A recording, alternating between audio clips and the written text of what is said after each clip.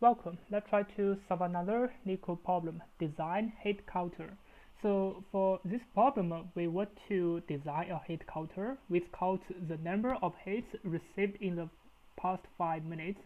So basically it means the past 300 seconds. So your system should accept a time step parameter in seconds.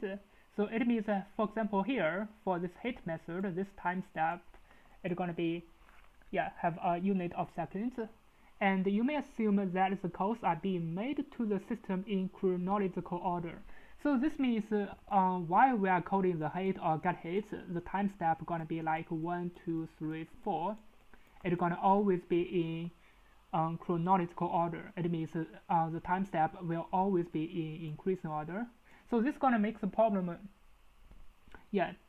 easier to solve by using the binary search. So basically, if we don't use binary search, that is okay. We can prepare a dictionary, and we just need to record everything, and then we're gonna just call the dictionary. Now we're gonna use another idea. It's gonna be the binary search. We just need to put the time step inside the array, because while we are coding this get hits, this time step must be the last time step, because the time step is gonna be in increasing order. So maybe this time step is 1000. So while we are coding, let me make it better. Maybe the last number is 1000. So let's just make it 1000. So 1, 2, 3, 4, and 1000. So while we are coding this get hits, basically it's gonna be the largest time step. So this means we can solve the problem easily. We can use binary search to find where it is. So basically, if we are going to call this time step 1000, so what are we gonna check? Basically, the result is gonna be 1, because from 1000 minus 300, basically there's only one time step, so the result is gonna be 1. But how can we calculate it easily? We're gonna use a binary search, right? So binary search, this is 1000, this is okay. So we're gonna check the length of the total array. So n gonna be the length of the total array, 1, 2, 3, 4, 5. So it's gonna be 5. Now we're gonna find the minimum time step. So currently it is 1000, but we have a range of 300. So this means 1000 gonna minus 300 plus 1. So this is gonna be the range. So this means from 701 to 1000, that's gonna be the range. So from 701 to 1000, how many values? There's only one value. So the total value we're gonna use n gonna equal to the length of the array. It's gonna be 5. So this is gonna be the total value, and then we're gonna use a bisect left. So we're gonna use this bisect left to check the first value, which is gonna be more than and equal to 701. Which is going to be the first value more than and equal to 701. So definitely it's going to be this 1000. So the index 0, 1, 2, 3, 4. So the index is going to be 4. So if this index equals to 4, basically it means before this 1000 there are going to be 4 numbers. Basically it's going to be index 0, 1, 2, 3. So it means there are going to be 4 numbers that are going to be less than 701. So basically this means there's only one number more than 701. So it's going to be n minus 4. So now let's just try to use a binary search to solve the problem. So we're going to prepare nums. It's going to be an empty array. And while we are coding this hit, so definitely we're going to append it. Because at least there are going to be 500 calls.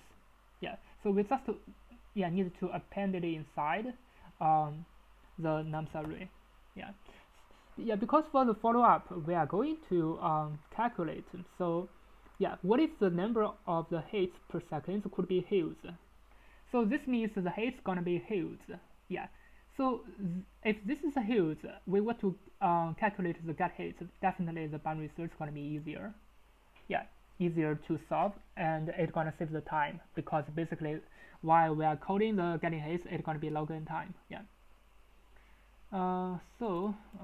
Self.nums gonna append the time step. And while we are coding the get hits, So first of all, let's just check the length of the self.nums array, and let me just calculate index position. So basically, let me first check the value. So the value is gonna be the time step minus 300 plus 1. So if this value is a negative value, it doesn't matter because it always works. So for example, we have a value like 1, 2, 3, 4, and 5. Yeah. Now definitely for this value, it's going to be a negative value. Let's just set it negative x. Yeah. It's going to be a negative value because I don't want to calculate it. Definitely it's going to be a negative value. And then we want to use the bisect left. It's going to be this value, the first value. It's going to be index 0. So it means how many values? It's going to be the length of the array. 5 minus 0, definitely it's going to be 5. So even though this value is negative, it doesn't matter. Yeah. Now we're going to check the index. The index is going to be, let's just directly use the bisect left library.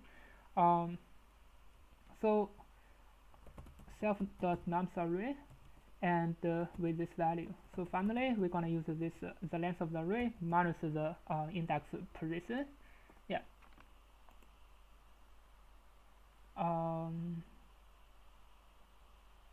Yeah, self.nums.append.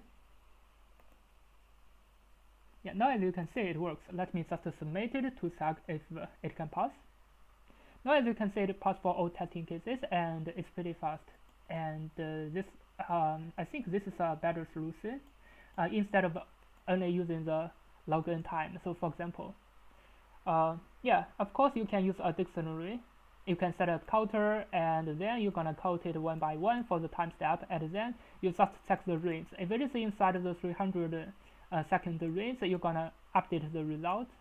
Yeah, this is a easy solution. Definitely it's gonna be while we are coding the get hits, it's gonna be on time. It's gonna be 300. Basically it's gonna be on time. But for here, it's gonna be login time. So that is why the binary search is a better way to solve the problem.